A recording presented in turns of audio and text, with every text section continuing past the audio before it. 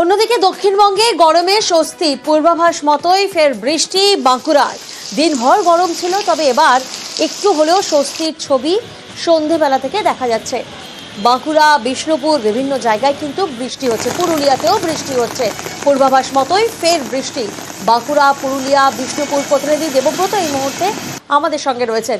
দেবব্রত, আমরা দেখেছিলাম যে গরমকে কোনোভাবেই মোকাবিলা করতে পারছিলেন না বাঁকুড়াবাসী, আর আজ স্বস্তির বৃষ্টিকে কিভাবে স্বাগত জানালেন তারা?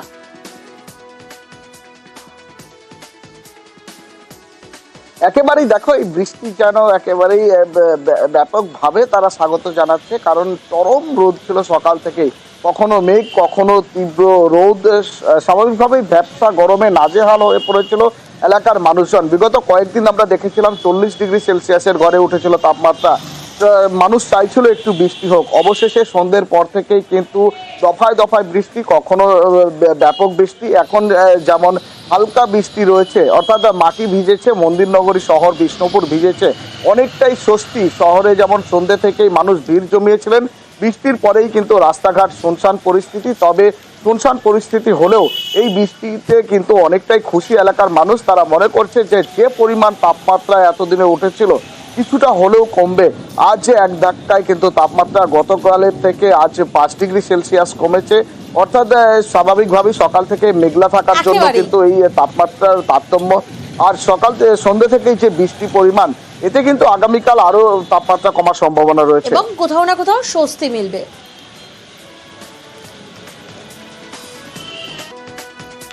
অন্যদিকে মুর্শিদাবাদ পুরসভা, সেখানে কোটি কোটি দুর্নীতি। মুর্শিদাবাদ পুরসভায় তদন্তে সিআইডি। কাদের বিরুদ্ধে এই অভিযোগ, কাদের বিরুদ্ধে তদন্ত, জানবো। প্রতিনিধি প্রণব এই মুহূর্তে আমাদের সঙ্গে রয়েছেন। প্রণব, এই কোটি কোটি দুর্নীতির সঙ্গে কারা জড়িত, কি জানা যাচ্ছে?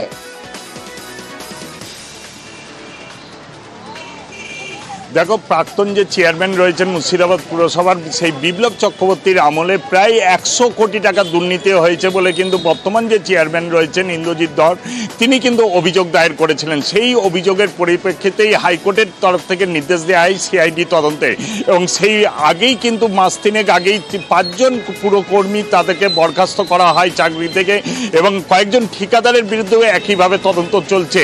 এবং বর্তমানে প্রাক্তন যে চেয়ারম্যান রয়েছেন বিপ্লব চক্রবর্তী, তার সঙ্গে আরও কয়েকজন ঠিকাদার এবং কর্মী, তাদেরকে জিজ্ঞাসাবাদ করার জন্য আজকে সিআইডির 4 জনের গ্রুপে একটি দল এসেছিল মুর্শিদাবাদ পুরসভাতে, এবং বেশ কয়েকজন কর্মীকে তাদের জিজ্ঞাসাবাদ করেন, যদিও বিপ্লব চক্রবর্তী কিন্তু উপস্থিত ছিলেন না, এবং পুরো ঘটনার তদন্ত করছে সিআইডি আধিকারিকরা। পথশ্রী প্রকল্পের মাধ্যমে প্রায় 2.5 কোটি টাকা খরচে ধুন্দিপাড়ায় শুরু হয়েছিল কনক্রিটের রাস্তা তৈরির কাজ। প্রায় 5.5 কিলোমিটার রাস্তার কাজের পর দেখুন, তারা গ্রামবাসীরা বিক্ষোভ দেখান এবং সেই কাজ বন্ধ করে দেয়। কেন? কারণ নিম্নমানের সামগ্রী ব্যবহার করা হচ্ছে, এমনটাই অভিযোগ সামনে আসে। অনুপ প্রতিনিধি এই মুহূর্তে আমাদের সঙ্গে রয়েছেন। অনুপ, ছবিতেও আমরা যেমন দেখছি যে রীতিমতো যে রাস্তা তৈরি হচ্ছে নাকি ফাটল ধরা রাস্তা, বুঝে ওঠাই দায়। কতদিন ধরে এই রাস্তা মেরামতের দাবি দেওয়া ছিল স্থানীয়দের?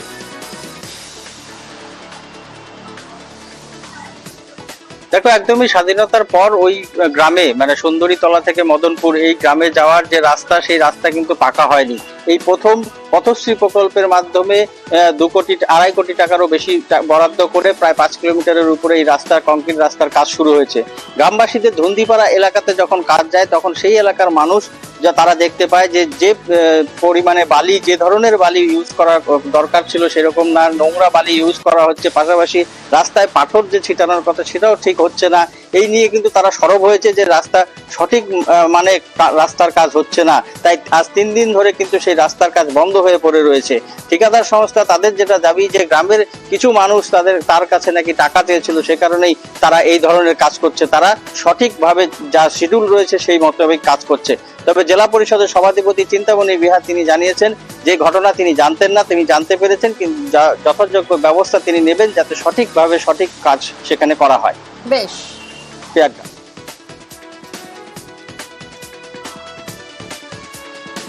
মুর্শিদাবাদ, সেখানে বার্ড ফ্লু সতর্কতা। পড়শি রাজ্য ঝাড়খণ্ডে বার্ড ফ্লু আতঙ্কে কড়া নজরদারি প্রশাসনের। প্রণব প্রতিনিধি এই মুহূর্তে আমাদের সঙ্গে রয়েছেন, সরাসরি প্রণবের থেকে জানবো। প্রণব, প্রশাসনের তরফ থেকে ঠিক কি কি পদক্ষেপ নেওয়া হচ্ছে? দেখো, ঝাড়খণ্ডের পাকুড়ে ইতিমধ্যেই কিন্তু বার্ড ফ্লু ধরা পড়েছে, সেই কারণে কিন্তু সতর্ক হচ্ছে মুর্শিদাবাদ প্রশাসন। ইতিমধ্যেই যে ঝাড়খণ্ড সংলগ্ন যে সমস্ত ব্লকগুলো রয়েছে, শামশেরগঞ্জ, সুতে এবং ফরাক্কা, 3 ব্লকে কিন্তু রীতিমতোভাবে মানুষকে সচেতনতার কাজ শুরু করেছে। শুধু তাই নয়, যে সমস্ত এলাকায় এন্ট্রি পয়েন্ট রয়েছে ঝাড়খণ্ডের পাকুড় দিয়ে যাতায়াত, সেই সমস্ত জায়গাতে নাকা পয়েন্ট তৈরি করা হয়েছে, যাতে কোনো রকমভাবে মুরগির গাড়ি না আসতে পারে, এবং যেগুলো আসছে সেগুলোকে ফিরিয়ে দেওয়া হচ্ছে। এবং ফরাক্কার যে 2টো ব্লক রয়েছে, সেই পঞ্চায়েত রয়েছে, সেই সমস্ত পঞ্চায়েতে যে সমস্ত মুরগির ফার্মগুলো রয়েছে এবং মালিকরা রয়েছে, তাদেরকে কিন্তু সচেতন করা হচ্ছে এবং নজরদারি চালানো হচ্ছে, এবং এলাকায় বিভিন্ন জায়গায় মানুষজনদেরকে সতর্ক করা হচ্ছে। এবং তার জন্য জেলা প্রশাসনের আধিকারিকরাও বিভিন্ন সময়তে গিয়ে মিটিংও করেছেন ইতিমধ্যেই। বেশ, শিলিগুড়িতে বাধ্যতামূলক বাংলা, ব্যবসায়িক প্রতিষ্ঠানের বোর্ডে বাংলা মাস্ট, অফিস হাসপাতালেও সাইনবোর্ডে বাংলা লিখতে হবে, এমনটাই নির্দেশিকা জারি শিলিগুড়ি পুরসভার। প্রতিনিধি পার্থ এই মুহূর্তে আমাদের সঙ্গে রয়েছেন। পার্থ, শিলিগুড়ি পুরসভার তরফ থেকে নির্দেশিকা জারি করা হয়েছে, ডেডলাইন কতদিন, অর্থাৎ কতদিনের মধ্যে বাংলা সাইনবোর্ডে থাকতে হবে?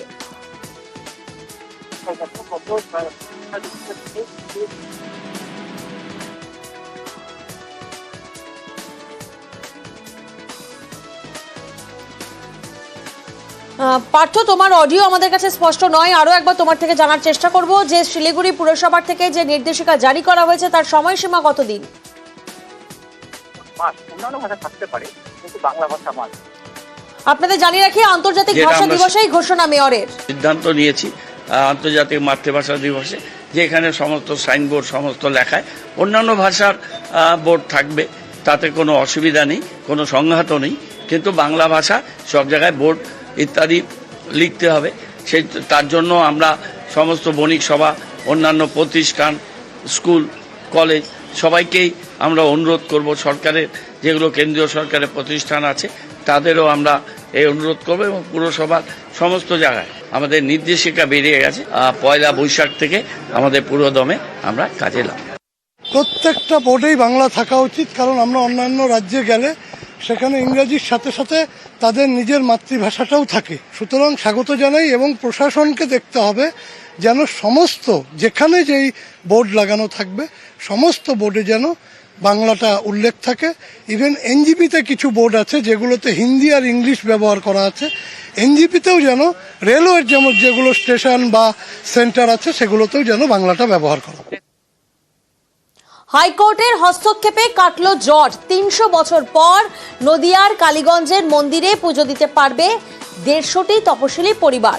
কালীগঞ্জ শিব মন্দিরে ঢোকার অনুমতি ছিল না এই পরিবারের। প্রতিনিধি সমীর এই মুহূর্তে আমাদের সঙ্গে রয়েছেন। সমীর, জটিলতা কোথায় ছিল, জটটা কোথায় ছিল?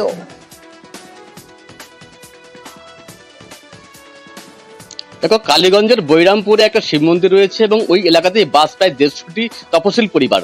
তাদের যেটা অভিযোগ, ওই এলাকার যে উচ্চবর্ণের মানুষ তারা ওই মন্দিরে প্রবেশাধিকারের নিষেধাজ্ঞা জারি করেছিল, তারা মন্দিরে পুজো দিতে পারতেন, এবং প্রায় 300 বছর ধরে কিন্তু এই সমস্যা চলছিল। বারবার তারা আবেদন নিবেদন করেও ফল হয়নি, পুলিশের দ্বারস্থ হয়ে ফল হয়নি, শেষ পর্যন্ত তারা উচ্চ আদালতের দ্বারস্থ হন। গত সোমবার কলকাতা হাইকোর্টের মাননীয় বিচারপতি তাদের পুলিশকে ব্যবস্থা গ্রহণের নির্দেশ দেন। এর ফলে পুলিশ নড়েচড়ে বসে এবং গতকাল উভয় পক্ষকে নিয়ে পুলিশ একটা মীমাংসায় বসে এবং সেখানে সূত্র বার হয়। এরপর আজকে পুলিশ প্রহরায় ওই 150টি পরিবারকে সেই মন্দিরে নিয়ে যাওয়া হয় এবং সেখানে গিয়ে তারা শিবের মাথায় জল ঢালে এবং মন্দিরে পূজাপাঠ করে, এবং পুলিশ সেই ব্যবস্থা কিন্তু পুরো ব্যাপারটা ঘিরে ফেলা হয়েছিল এবং কড়া পুলিশের নিরাপত্তা ছিল।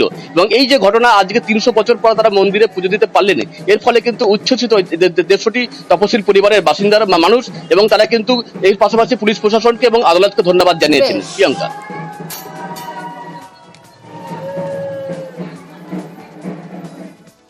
অন্যদিকে দক্ষিণবঙ্গে গরমে স্বস্তি, পূর্বাভাস মতোই ফের বৃষ্টি বাঁকুড়ায়। দিনভর গরম ছিল, তবে এবার একটু হলেও স্বস্তির ছবি সন্ধেবেলা থেকে দেখা যাচ্ছে। বাঁকুড়া, বিষ্ণুপুর বিভিন্ন জায়গায় কিন্তু বৃষ্টি হচ্ছে, পুরুলিয়াতেও বৃষ্টি হচ্ছে। পূর্বাভাস মতোই ফের বৃষ্টি।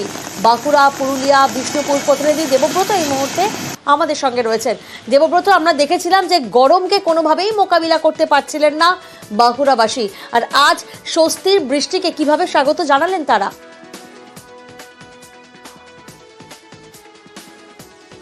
একেবারেই দেখো এই বৃষ্টি যেন একেবারেই ব্যাপকভাবে তারা স্বাগত জানাচ্ছে, কারণ চরম রোদ ছিল সকাল থেকেই, কখনো মেঘ কখনো তীব্র রোদ। স্বাভাবিকভাবেই ব্যবসা গরমে নাজেহাল হয়ে পড়েছিল এলাকার মানুষজন। বিগত কয়েকদিন আমরা দেখেছিলাম 40 ডিগ্রি সেলসিয়াসের ঘরে উঠেছিল তাপমাত্রা। মানুষ চাইছিল একটু বৃষ্টি হোক। অবশেষে সন্ধ্যের পর থেকেই কিন্তু দফায় দফায় বৃষ্টি, কখনো ব্যাপক বৃষ্টি, এখন যেমন হালকা বৃষ্টি রয়েছে, অর্থাৎ মাটি ভিজেছে, মন্দিরনগরী শহর বিষ্ণুপুর ভিজেছে, অনেকটাই স্বস্তি। শহরে যেমন সন্ধ্যে থেকেই মানুষ ভিড় জমিয়েছিলেন, বৃষ্টির পরেই কিন্তু রাস্তাঘাট শুনশান পরিস্থিতি। তবে শুনশান পরিস্থিতি হলেও এই বৃষ্টিতে কিন্তু অনেকটাই খুশি এলাকার মানুষ। তারা মনে করছে যে পরিমাণ তাপমাত্রা এতদিনে উঠেছিল কিছুটা হলেও কমবে। আজ এক ধাক্কায় কিন্তু তাপমাত্রা গতকালের থেকে আজ 5 ডিগ্রি সেলসিয়াস কমেছে, অর্থাৎ স্বাভাবিকভাবেই সকাল থেকে মেঘলা থাকার জন্য একেবারেই। কিন্তু এই তাপমাত্রার তারতম্য। আর সন্ধ্যে থেকেই যে বৃষ্টি পরিমাণ, এতে কিন্তু আগামীকাল আরো তাপমাত্রা কমার সম্ভাবনা রয়েছে এবং কোথাও না কোথাও স্বস্তি মিলবে।